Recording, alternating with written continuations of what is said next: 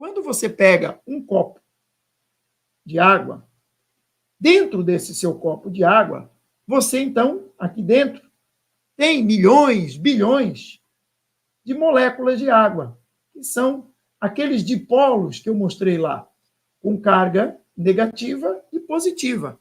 Mas reparem algo aqui importante. A sua água, a água que está aqui dentro do copo, ela não tem essas moléculas todas enfileiradas, bonitinhas, negativo com negativo, como se fosse uma fila de pessoas organizadas. Não, você tem essa com negativo aqui, aqui essa está com positivo, essa está com negativo, uma molécula está para cá, outra molécula está para cá, outra está enfiando aqui, por esse lado.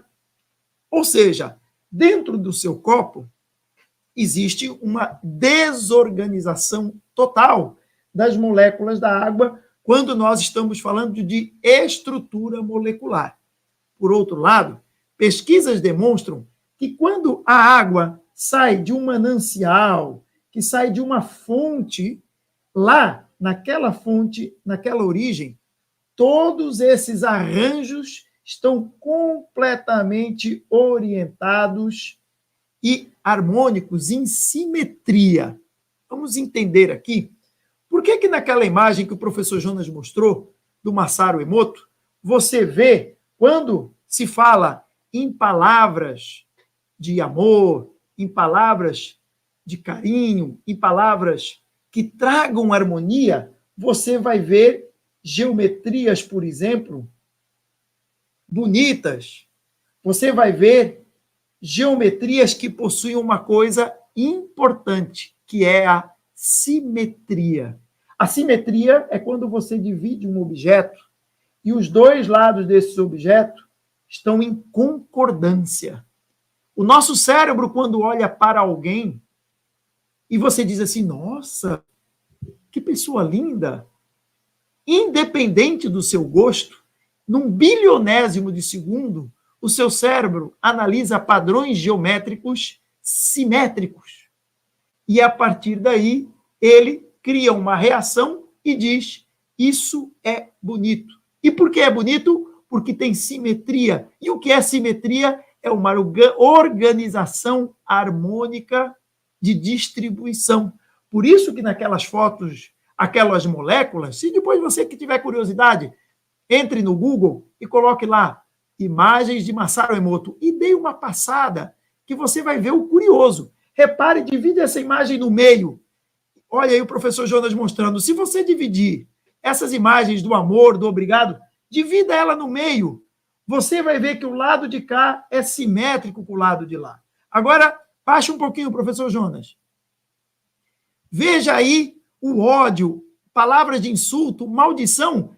A simetria é quebrada. Ou seja, eu tenho um lado assim, o outro faz assim. Se eu dividir no meio, esse lado é totalmente diferente desse. Essa diferença, essa assimetria é que deixa as coisas feias. Vamos voltar para a água. Para a molécula da água. Quando você tem o seu copo de água, você acabou de tirar de um filtro especialíssimo, que você tem ozônio, que você tem ultravioleta, que você tem tecnologias que purificam a sua água. A sua água é a água mais pura existente na face do planeta. Perfeito. E como é que está a organização molecular dela? Então, o grande detalhe da água não está apenas em dizer que a minha água é isenta de impurezas, não tem bactérias, não tem vírus, porque o que alimenta, o que dá nutrição e que organiza o seu corpo ao ingerir a água, não é exatamente se aqui, de repente, tem uma bactéria, um protozoário, mas sim a organização desses dipolos quando são ingeridos pelo seu corpo. E para que você tenha uma organização desses dipolos, obrigatoriamente você tem que ter uma manipulação de campo. E para encerrar,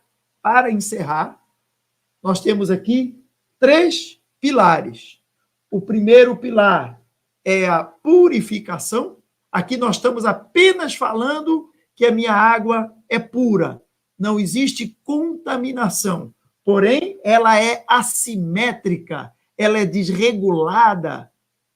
Segundo patamar, nós estamos aqui falando de simetria da água. E, por último, não menos importante, nós estamos falando da informação que essa água carrega. Então, esse simples copo de água não é apenas um líquido que mata a sua sede ou que te refresca. É um conjunto de informação, campos magnéticos e nutrição celular. Vamos avançar para um outro detalhe importantíssimo. Muitas vezes, quando nós avaliamos um copo de água em um laboratório de excelência, como eu disse, nós vamos lá analisar e dizemos: essa água é própria para consumo, tem todos os minerais necessários, é uma água mineral de excelente qualidade.